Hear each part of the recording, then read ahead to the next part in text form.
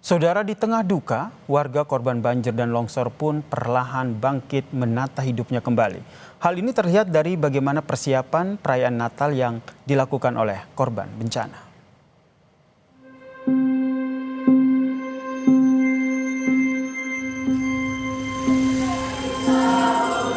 Sama-sama berdoa biar jangan ada lagi bencana longsor di desa kita ini.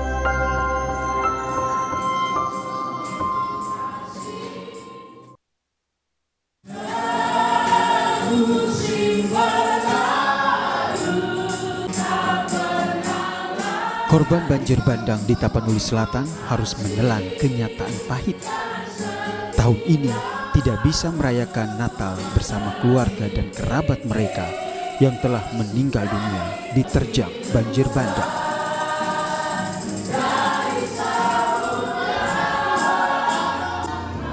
Gereja Pantai Kosta Kudus Indonesia jadi salah satu gereja tempat warga Tapanuli Selatan merayakan Natal dengan penuh kesederhanaan.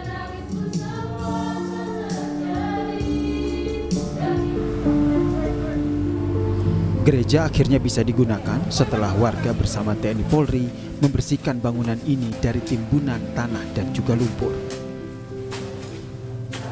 Ibadah itu harus begitulah, walau seadanya, walaupun sederhana, tanpa ada semuanya. Ya kalau memang betul-betul hati kita itu sungguh-sungguh mau memuji Tuhan, itu tidak akan berpengaruh dengan keadaan yang darurat itu. Okay. Artinya pohon Natal belum ada, yang biasanya kita kalau Natal itu ramai dekorasinya, sama sekali belum ada. Jadi untuk mendekorasi satu hari ini nggak mungkin selesai. Jadi maka kita undur ke tanggal 24. Supaya ada 2 hari lagi kita mendekorasi gereja ini, walaupun juga tetap kembali kepada sederhana apa adanya.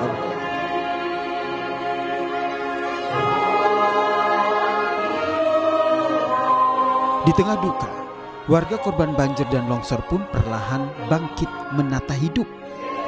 Ini juga yang terlihat dari korban banjir di Tapanuli Utara yang lebih awal menggelar perayaan Natal. Berharap diberi kekuatan dan tak ada lagi bencana. Jadi doa yang dipanjatkan saat perayaan Natal. Kami merasa sekarang ini sangat-sangat sedih. Kalian tengoklah kami Bu dengan Pak, badan kami memang berkurang, semangat kami juga berkurang. Kami berdoa biar jangan ada lagi semangat kami, biar bisa semangat yang dulu Bu, itu aja. Lebih dari 3 pekan pasca bencana, korban banjir bandang perlahan mulai bangkit. Dan Natal jadi momentum untuk menguatkan diri kembali menata hidup dari keterpurukan bencana. Tim Liputan, Kompas TV.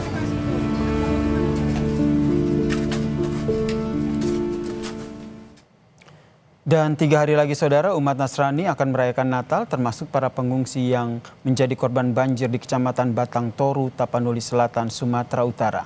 Lalu apa saja persiapan mereka menjelang Natal? Kita tanyakan kepada jurnalis Kompas TV Khairul Bazar yang berada di Tapanuli Selatan. Selamat petang Khairul.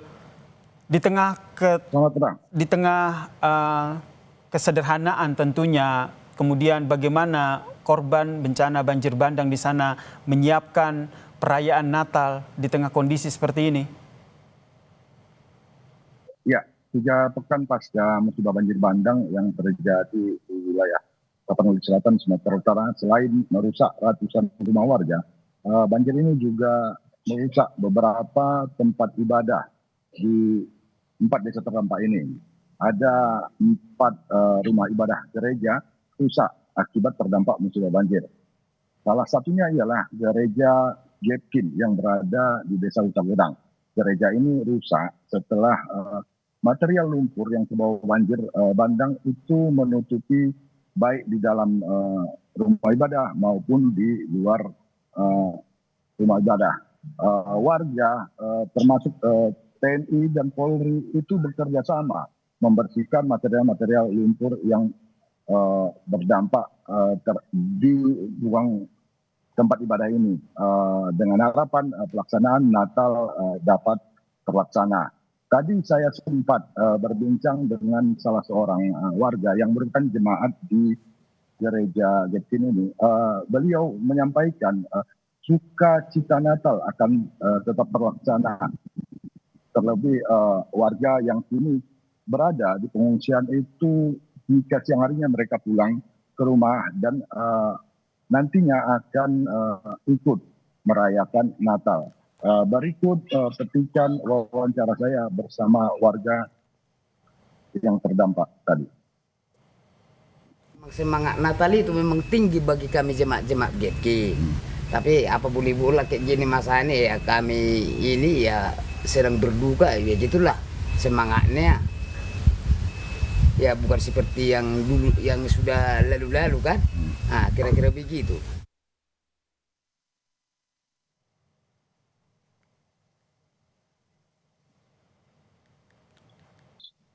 Ya.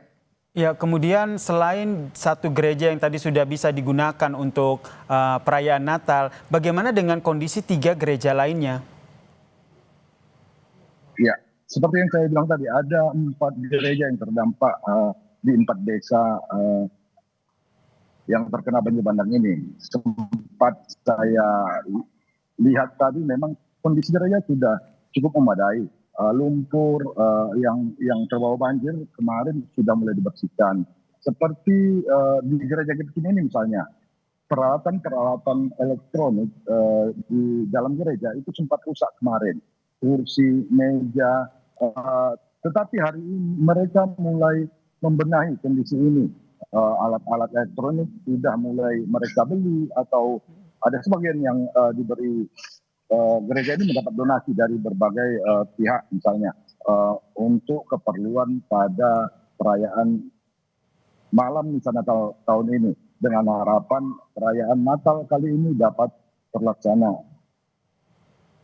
Baik, kemudian sukacita Natal tahun ini tentu dijadikan momentum untuk kembali menata hidup begitu. Tapi tentu saja tak lepas dari bantuan yang hingga saat ini mereka butuhkan. Dari pantauan Anda, Khairul, apa saja yang hingga saat ini masih sangat dibutuhkan oleh mereka yang terdampak bencana? Ya, saya sempat melihat tadi ada beberapa gereja. Memang kondisinya sudah mulai membaik. Seperti penerangan di dalam itu sudah mulai membaik. Arus listrik memang sudah masuk ke wilayah, ke area pemukiman warga terdampak, termasuk di gereja ini. Alat-alat elektronik seperti pengeras suara sudah mulai dibenahi.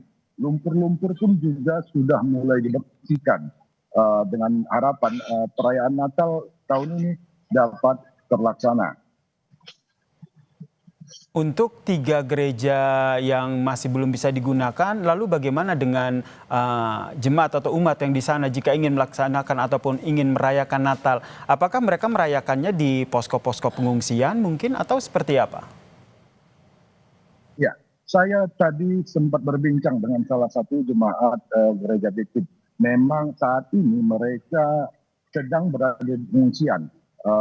Tetapi pada waktu perayaan terutama di malam misa Natal nantinya, mereka menyebutkan tadi akan beramai-ramai untuk pergi ke gereja untuk melakukan perayaan.